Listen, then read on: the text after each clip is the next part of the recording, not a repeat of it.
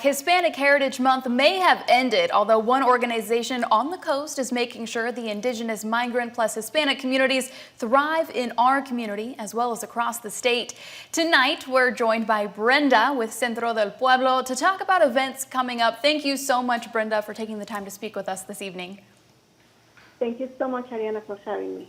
Thank you. Now, first, do you think the Hispanic culture was highlighted well enough on the North Coast this year during Hispanic Heritage Month?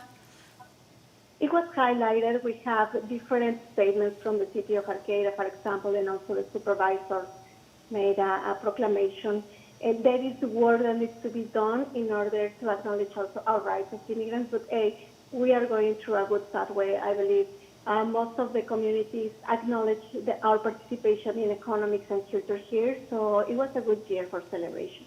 Awesome. I love to hear that. And there are a few events coming up real soon. The first one this Saturday, October 19th, there's a workshop from 10 in the morning until noon at the Sanctuary Garden in Arcata. Tell us what you'll be teaching at the workshop. Absolutely. In the corner of 11 and F Street in Arcata, you will learn how to do sugar skulls and decorate them. And we are doing a demonstration from scratch. You will also do some altars. We are going to start the altar this weekend. So please join us. There is different immigrant families that have shared their knowledge and their traditions, and we want to spread this throughout the community, 10 to 12 in the corner of 11 and F. Perfect. And when you talk about the altar for Dia de los Muertos, when do you start setting those up in your home, or when should others start doing that? Traditionally, we start on the 26th, and then we have several days for a special calendar. It can change from one region to other, but every day has a symbolic meaning depending on the way our elders or our dear ones died. But the traditional, or more traditions start on the 26th. We are starting earlier just for the structure. We are going to take it slowly so people see from the very beginning how to put a big altar.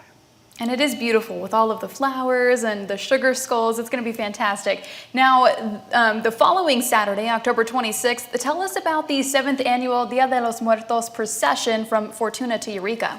What's that about? Thank you, Ariana. So we started this in 2018 for asking the sanctuary law to pass in Humboldt County.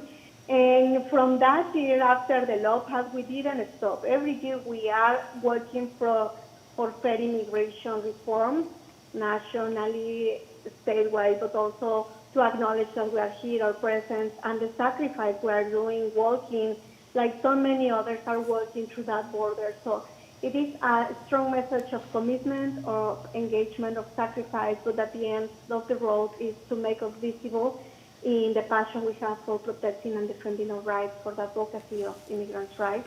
That's going to start in Fortuna at 5 a.m. If you want to join us, please join us at call to 707-683-5293 and register. We have been improving the methods, the walking, but there is always songs, stories of immigrants, how they cross the border, how they survive, and how we are all more united than ever. And then lastly, on November 2nd, there's an event called Katrina. Tell us what we can expect there. So November 2nd is the main day of Los Muertos, el Dia de los Muertos, is where everyone comes to the same table and we eat all together. We expect dances, folklorical dances, Aztec dances, we expect theater. We will have a multi-generational actors doing performances on the stage about identity as immigrants, as Latinos, as Hispanics, and also as Jews.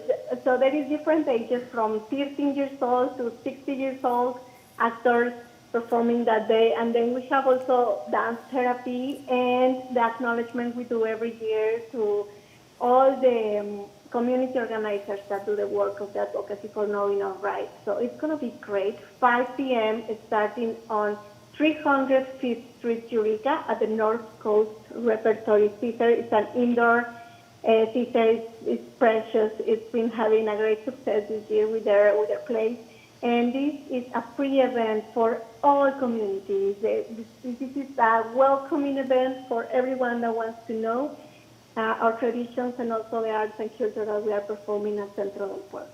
Thank you so much. And we went over a lot of information. So all of this information can be found on our website along with more links, krcrtv.com. Thank you so much, Brenda, for taking the time to speak with us this evening.